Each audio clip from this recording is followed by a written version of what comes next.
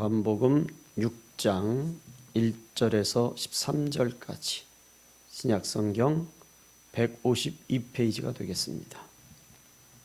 같이 한 목소리로 읽겠습니다. 그 후에 예수께서 디베랴의 갈릴리 바다 건너편으로 가시매 큰 무리가 따르니 이는 병자들에게 행하시는 표적을 보았음이로라. 예수께서 산에 오르사 제자들과 함께 거기 앉으시니 마침 유대인의 명절인 유월절이 가까운지라. 예수께서 눈을 들어 큰 무리가 자기에게로 오는 것을 보시고 빌립에게 이르시되 우리가 어디서 떡을 사서 이 사람들을 먹이겠느냐 하시니 이렇게 말씀하시면 친히 어떻게 하실지를 아시고 빌립을 시험하고자 하심이라. 빌립이 대답하되 각 사람으로 조금씩 받게 할지라도 200데나리온의 떡이 부족하리이다. 제자 중 하나 곧 시몬 베드로의 형제 안드레가 예수께 여짜오되 여기 한 아이가 있어 보리떡 5개와 물고기 2마리를 가지고 있나이다. 그러나 그것이 이 많은 사람에게 얼마나 되겠사옵나이까. 예수께서 이르시되 이 사람들로 앉게 하라 하시니 그곳에 잔디가 많은지라 사람들이 앉으니 수가 5,000명쯤 되더라. 예수께서 떡을 가져 축사하신 후에 앉아있는 자들에게 나눠주시고 물고기도 그렇게 그들의 원대로 주시니라. 그들이 배부른 후에 예수께서 제자들에게 이르시되 남은 조각을 거두고 버리는 것이 없게 하라 하심으로 이에 거두니 보리떡 5개로 먹고 남은 조각이 12바구니에 찼더라. 아멘. 오늘은 본문 말씀을 중심으로 하늘의 수, 땅의 수라고 하는 제목으로 은혜를 나누겠습니다. 오늘 본문 말씀의 오병이어의 기적은 너무도 유명하고 은혜로운 말씀입니다.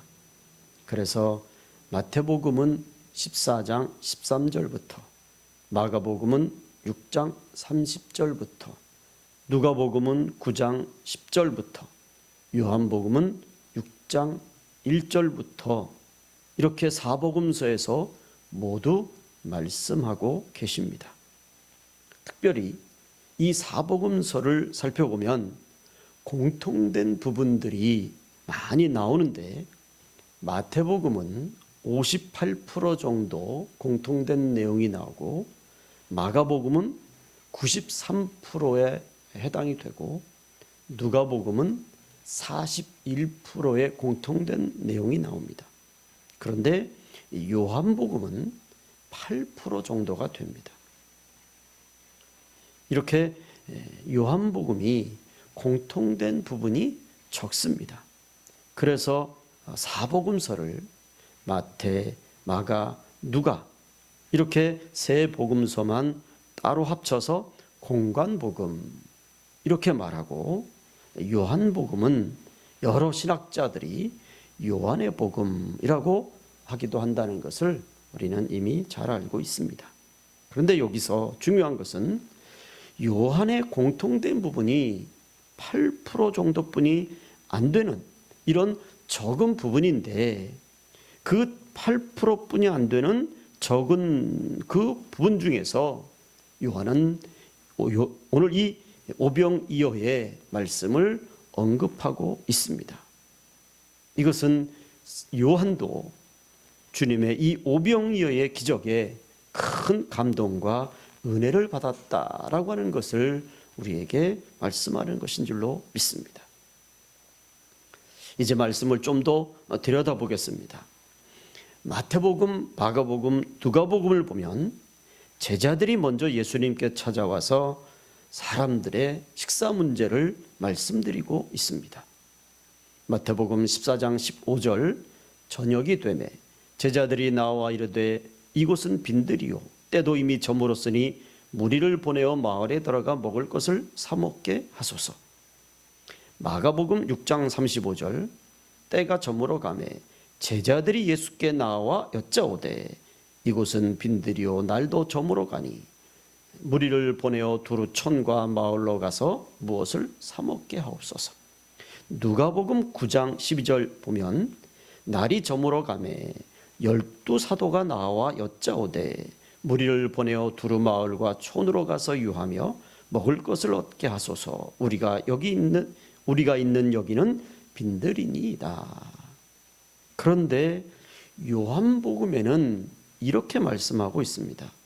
요한복음 6장 5절로 9절 말씀을 보시면 예수께서 눈을 들어 큰 무리가 자기에게로 오는 것을 보시고 빌립에게 이르시되 우리가 어디서 떡을 사서 이 사람들을 먹이겠느냐 하시니 이렇게 말씀하시면 친히 어떻게 하실지를 아시고 빌립을 시험하고자 하심이라. 빌립이 대답하되 각 사람으로 조금씩 받게 할지라도 200데나리온의 떡이 부족하리이다. 제자 중 하나 곧 시몬 베드로의 형제 안드레가 예수께 여짜오되 여기 한 아이가 있어 보리떡 5개와 물고기 2마리를 가지고 있나이다. 그러나 그것이 이 많은 사람에게 얼마나 되겠사옵나이까. 마태복음, 마가복음, 누가복음과 이 요한복음이 왜 이렇게 다를까? 왜 마태복음에 없는 부분이 요한복음에 있고 요한복음은 왜 다른 제자들이 언급하지 않는 이 부분을 이렇게 자세하게 언급하고 있을까? 어떤 것이 맞고 어떤 것이 더 정확할까? 여러분, 이 말씀은 무엇이 더 정확하고 무엇이 더 틀리다, 그런 맞고 틀리고의 문제가 아니라 보는 관점이 약간씩 차이가 있다라고 하는 것으로 우리가 보아야 한다는 것입니다. 오병이어의 기적에서 가장 중요한 것은 주님이 이 놀라운 기적을 베푸셨습니다. 이 오병이어의 기적은 주님의 기적입니다.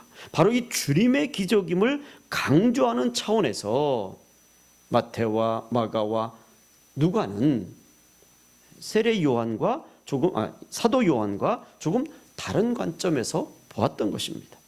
그러나 사도 요한은 똑같이 주님이 해결하신 놀라운 주님의 기적이지만 좀 더 이 부분을 자세하게 언급하는 것은 사도 요한만의 어떤 의도가 있단 말이죠. 요한이 오늘 이 부분을 언급하면서 이 오병이어의 기적을 통해서 요한이 강조하고 있는 부분이 있다는 것입니다. 저는 오늘 이 요한이 강조하는 것, 이것을 한 3가지로 말씀드리고자 합니다. 첫째, 요한의 의도는 인간이 아무리 똑똑해도 할 수 있는 일이 있고 할 수 없는 일이 있다라고 하는 것을 분명히 알게 하기 위한 것이다 하는 것입니다. 빌립은 다른 제자들뿐만 아니라 이 자리에 모인 모든 사람들의 대표로서 지금 언급되고 있는 것입니다. 예수님이 빌립 개인에게 묻는 것인가 동시에 다른 제자들에게도 동일하게 묻는 거죠. 왜냐하면 성경에 보면 12사도가 한꺼번에 나왔으니까. 뿐만 아니라 그 자리에 모인 모든 사람들도 그 예수님과 제자들의 대화에 귀를 기울이고 있었을 거란 말이죠. 그러니까 예수님의 제자들, 다른 제자들뿐만 아니라 이 자리에 모인 모든 사람들은 빌립과 같은 생각입니다. 각 사람으로 조금씩 받게 할지라도 200데나리온의 떡이 부족합니다 라고 하는 이 대답이 모두의 대답이요 모두의 마음입니다. 그것은 결국 이 대답을 통해서 이 일은 아무리 봐도 우리의 힘으로는 할 수 없습니다 라고 하는 자신들의 한계를 드러내고 있다라고 하는 것을 요한이 강조하는 거죠. 여러분, 만약 예수님께서 이 문제를 오늘 우리에게 물어보신다고 그러면 우리는 뭐라고 대답하겠습니까? 우리의 대답도 빌립의 대답과 거의 대동소이할 것입니다. 빌립처럼 대답할 수뿐이 그러니까 요한은 이 문제는 사람이 해결할 수 있는 방법이 아니다라고 하는 것을 분명히 보여주기 위한 것이라는 거죠. 우리가 인생을 살다 보면 할 수 있는 일이 있고 할 수 없는 일이 분명히 있습니다. 물론 모든 일에 최선을 다해야 하지만 때로는 할 수 없다는 것을 솔직히 인정하는 것이, 그것이 지혜로운 것입니다. 여러분, 오병이어로 기적을 일으키는 것은 이 세상 방법으로는 불가능한 것입니다. 이 세상에서는 사람이 할 수 없는 불가능한 일입니다. 그러니까 이 세상에는 사람이 할 수 없는 불가능한 것들이 분명히 수없이 많이 존재한다는 것입니다. 이것이 사도 요한의 의도입니다.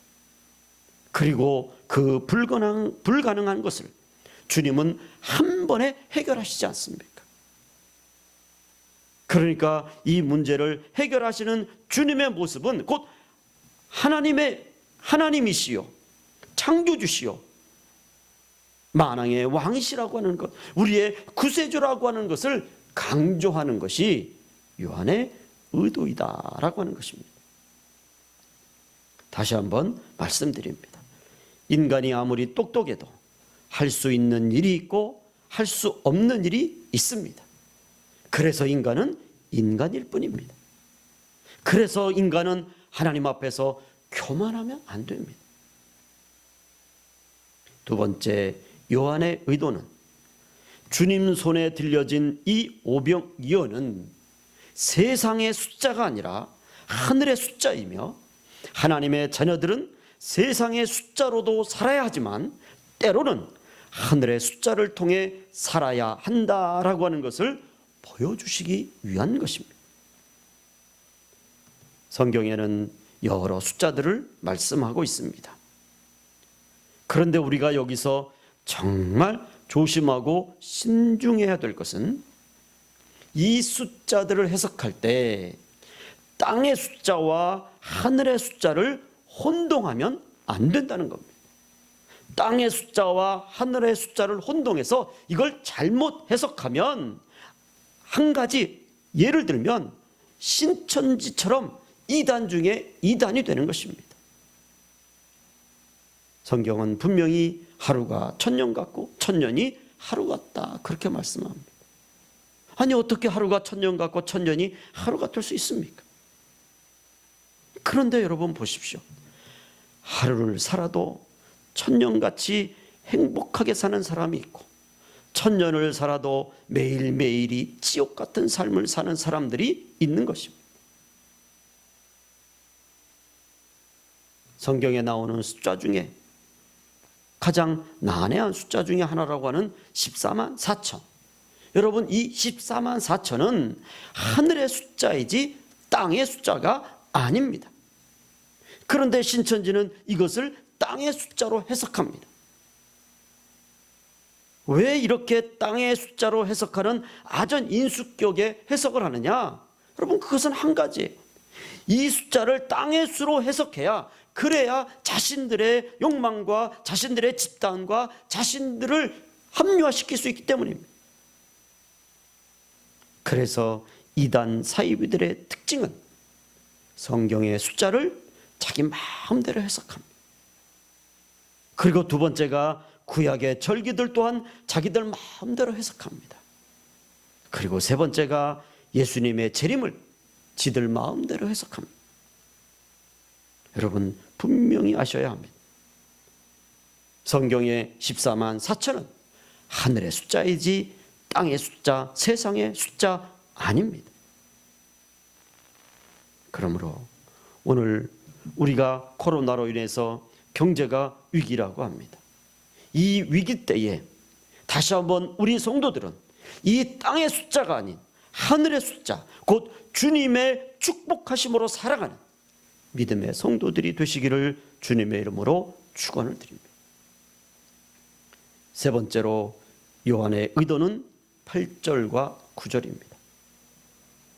제자 중 하나 곧 시몬 베드로의 형제 안드레가 예수께 여짜오되 여기 한 아이가 있어 보리떡 5개와 물고기 2마리를 가지고 있나이다.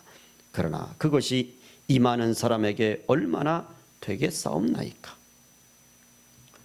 일반적으로 안드레를 믿음의 사람이라고 말씀하고 있습니다. 그렇게 들었고 또 우리는 그렇게 알고 있습니다. 죄송합니다. 그러나 저는 개인적으로 이렇게 해석하고 싶습니다. 예수님과 빌립의 대화를 듣고 있던 안드레는 한 어린 나이에 먹을 것을 가져옵니다. 그리고는 예수님과 빌립의 대화에 불쑥 끼어듭니다. 예수님이 안드레에게 물어본 것도 아닙니다. 그리고 안드레를 쳐다보시면서 너는 어떻게 생각하느냐 물어보신 것도 아니지 않습니까? 그런데 빌립과 예수님의 대화에 불쑥 끼어들면서 그러면서 오병이어를 가지고 옵니다. 여기서 우리가 생각해 볼 것이 믿음의 안드레라면, 안드레가 믿음의 사람이라면 오병이어를 주님께 가져오면서 내가 만약 이 오병이어를 주님께 가져가면 주님이 이 문제를 어떻게든 해결하실 것이다, 이렇게 생각을 했다면, 그렇다면 안드레는 예수님에게 오병이어를 가져와서 이렇게 말해야 됩니다. 주님, 제가 이것을 가져왔습니다. 비록 오병이어뿐이 안 되지만 주님은 이것을 통해 기적을 일으키실 줄 믿습니다. 그렇게 분명하게 자기의 믿음의 확신의 모습을 보여야 합니다. 그런데 안드레는 이렇게 말합니다. 여기 한 아이가 있어 보리떡 5개와 물고기 2마리를 가지고 있나이다. 그러나 그것이 이 많은 사람에게 얼마나 되겠사옵나이까.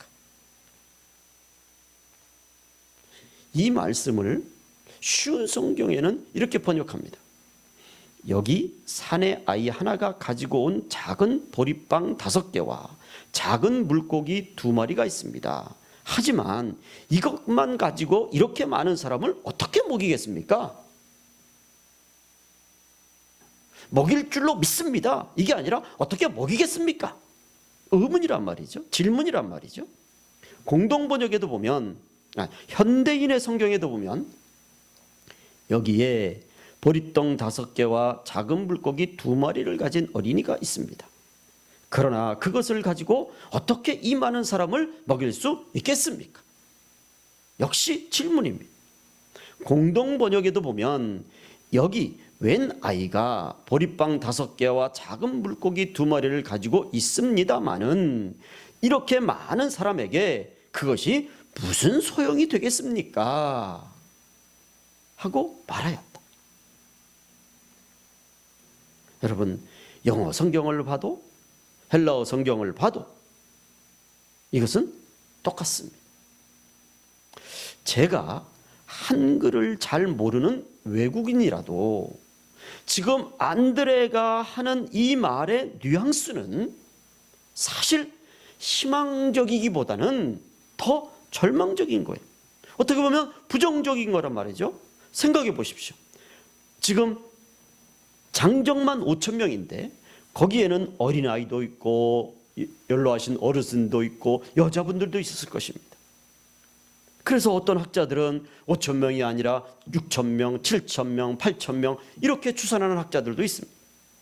그런데 그곳에서 안드레가 찾아본 것이 오병이어뿐이 없었겠냐 말이죠. 안드레가 이 문제를 적극적으로 해결하기를 원했다면 더 많은, 더 여러 오병이어를 찾을 수도 있었을 것입니다. 아니, 더 적극적으로 해결하기를 원했다면 차라리 사람들에게 돈을 각출해 와서 그렇게 해서라도 주님께 내어놓았어야죠.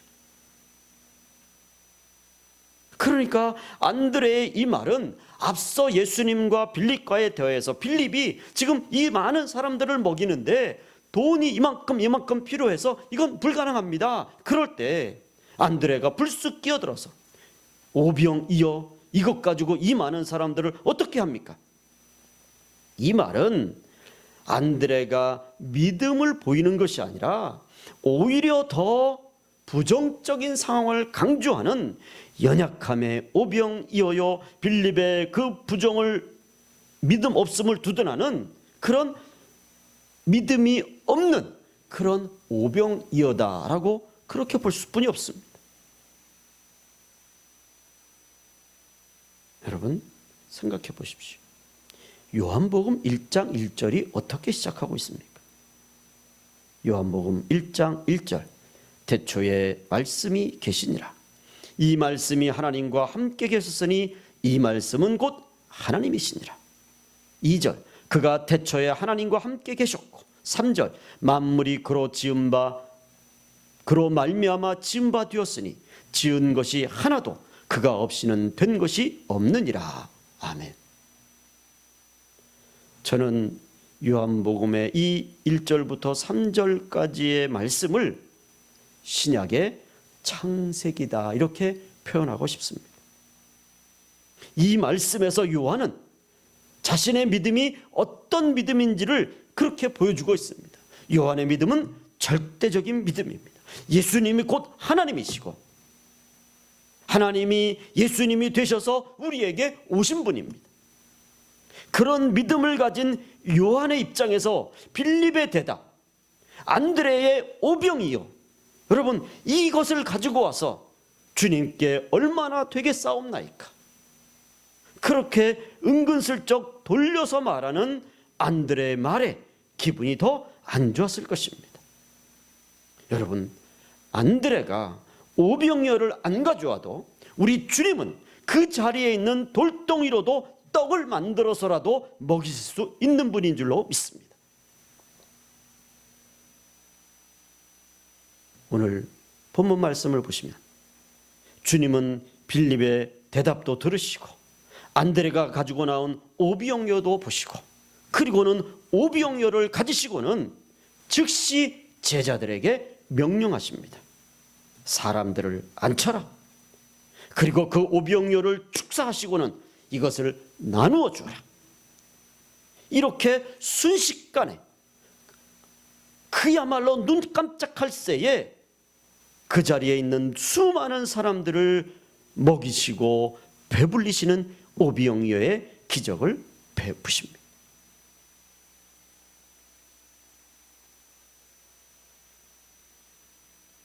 제자들이 이 문제를 해결하는데 돈을 가지고 해결하려고 하고 오병이어 가지고 와서 이것뿐이 없는데 이건 도저히 이 문제는 해결할 수 없습니다. 그렇게 이야기했을 때 우리 주님은 너무도 쉽게 너무도 간단하게 이 문제를 해결하십니다. 그러기에 요한이 이 부분을 구체적으로 자세하게 언급한 것이다 라고 하는 것입니다. 우리 사람들이 착각하는 것이 있습니다. 교회가 세상과 더불어 같이 있으니까 이 세상적인 방법으로 자기들 마음대로 하면 되는 것 같은 위대한 착각입니다. 성경은 분명히 말씀합니다.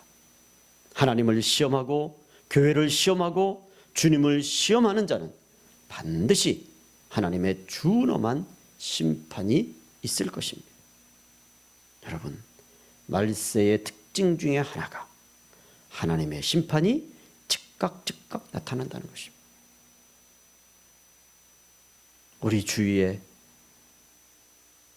교회를 대적하고 하나님을 대적하는 사람들, 하나님께서 어떻게 저들을 심판하시는지를 우리는 또한 분명히 알아야 합니다. 아울러서 우리가 지금 코로나로 힘이 듭니다. 이렇게 힘들 때 우리는 더욱더 주님을 믿어야 합니다. 오병이어라고 하는 이 별 볼 일 없는 것을 가지고 온 안드레의 그 뻔한 속내를 주님이 간파하시고 그것 가지고 놀라운 기적을 베푸신 그 주님을 우리 또한 믿어야 합니다. 그리고 흔들리지 말아야 합니다. 저는 우리 성도들이, 우리 한국교회가 요한의 이런 오병이어의 기적을 베푸시는 주님을, 그 주님을 바라보는 주존심의 믿음을 가져야 된다라고 말씀드립니다. 이제 마지막 결론입니다. 6장 12절에 보시면 이렇게 말씀합니다. 그들이 배부른 후에 예수께서 제자들에게 이르시되 남은 조각을 거두고 버리는 것이 없게 하라 하심으로. 아멘.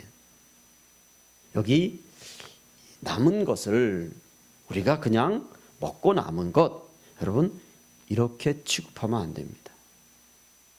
그래서 어떤 분들은 이 남은 것을 누구에게 주었을까? 아마도 오병이어를 가지고 제공한 어린 소년에게 주었을 것이다. 물론 그렇게 생각할 수도 있죠. 그러나 여러분, 이 남은 것은 그냥 단순히 남은 게 아닙니다. 이건 주님의 기적의 산물입니다. 주님의 기적의 표현입니다. 주님의 기적의 결과입니다. 주님이 우리의 먹을까지 공급해 주시고 책임져 주시는 주님이시라는 것을 분명하게 보여주는 생생한 증거입니다. 그렇기 때문에 함부로 취급해서, 마치 죄송한 표현이지만 찌꺼기 취급해서는 절대 안 되는 것입니다. 이것을 그저 남은 조각이라고 말하면 주님의 기적을 함부로 취급하는 게 되는 것입니다. 그런데 오늘 우리의 신앙생활을 돌아보면 지금까지 주님이 우리에게 주신 축복, 이 축복을 너무 많이 받다 보니까 이 축복을 너무 함부로 취급했습니다. 우리나라만 해도 우리나라 역사 가운데에 이렇게 기독교가 들어와서 기독교가 들어간 나라 중에 이렇게 짧은 시간에 축복을 받은 나라가 어디 있습니까? 그래서 세계 각국의 성도들이 우리 한국의 기독교를 배우기 위해서 와서 기도하고 심지어는 금식까지 하지 않습니까? 그런데 그 축복을 우리가 다 잘나서, 우리가 다 똑똑해서, 우리가 다 열심히 해서 그렇게 해서 받은 줄 알고 얼마나 그동안 하나님의 축복의 이 표적을 우리가 함부로 취급했습니다. 우리는 말씀을 다시 한번 깊이 생각해야 합니다. 오늘 하나님께서 우리 가운데 베풀어 주신 수많은 이 기적의 흔적들, 이 수많은 기도의 응답들, 이런 것들을 우리가 그냥 기억 속에서 지워버리고 어떤 새로운 문제가 나타나면, 기도 제목이 나타나면 지금까지 응답해 주신 것은 싹 잊어버리고, 왜 지금까지 응답은 하나도 안 해주셨고, 그런 식으로 신앙생활을 해서는 절대로 안 되는 것입니다. 지금까지 받은 응답, 지금까지 하나님이 주신 축복만 생각해도 우리는 감사하고 또 감사해야 합니다. 그 감사로 인해서 우리 앞에 있는 이 어려운 문제들을 우리는 능히 믿음으로 이기고 나가야 하는 것입니다.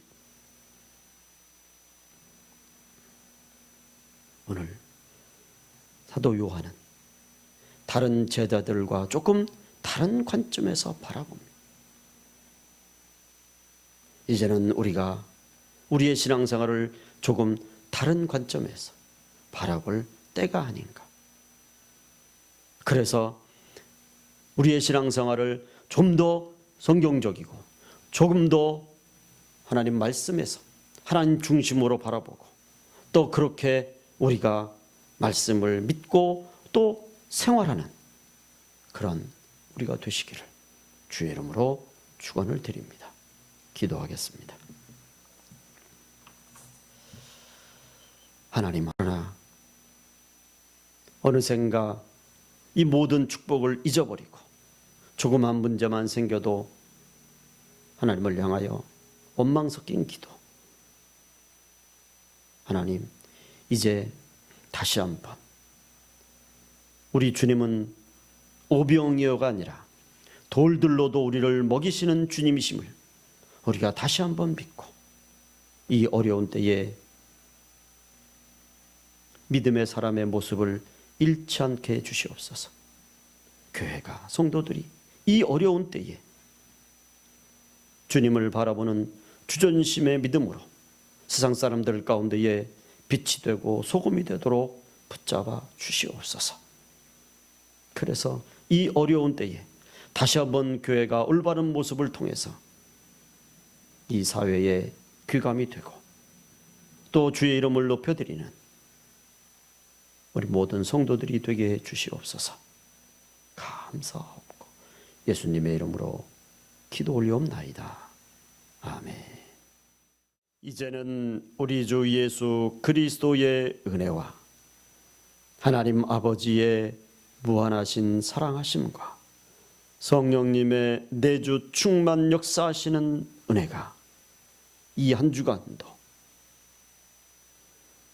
만왕의 왕이시며 창조의 주 되신 우리 하나님, 오병이어가 아니라 돌들로도 우리를 먹이실 수 있는 그 하나님을 믿고 나가는 우리 사랑하는 모든 가난한 성도들 위해, 또 이 영상 예배를 드리며 또 말씀을 듣는 모든 이들 위해, 우리 한국교회 위에 이제로부터 영원토록 함께 계실지어다. 아멘.